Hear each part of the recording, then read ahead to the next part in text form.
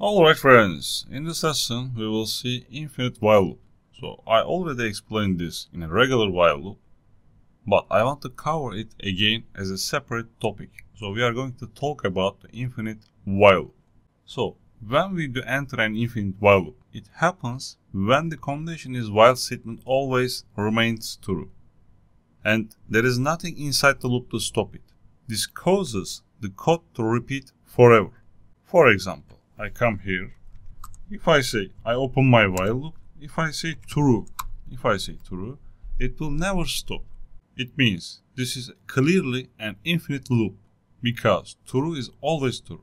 If I want to print it, for example, system.out.println and say hello, so I run it, you see it will never stop. It goes forever, as you see. So I say Ctrl C, so I stop my program. But sometimes we accidentally create an infinite loop without realizing it. For example, I come here, I say integer e equals to 0, and then I open my condition. My condition is e is less than or less than 5. So when I run it, you see 0 is always less than 5. So it remains always true.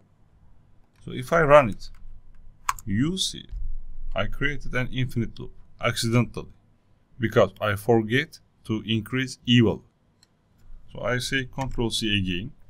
So to avoid this, we must be careful to update the loop variable, which is e here. So in my example, I should write e++.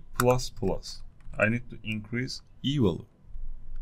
So in my first loop, e is 0.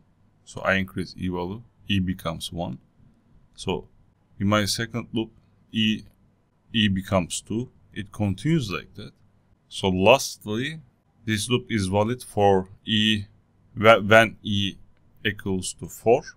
So I increase e value again. 5 is less than 5. No. So I end the while loop. So I save it and then I come here. I run it. You see, I printed just 5 times hello. Because after 5 times, my loop ends. So be careful to update the loop variable in your code. Okay, I hope you understand it.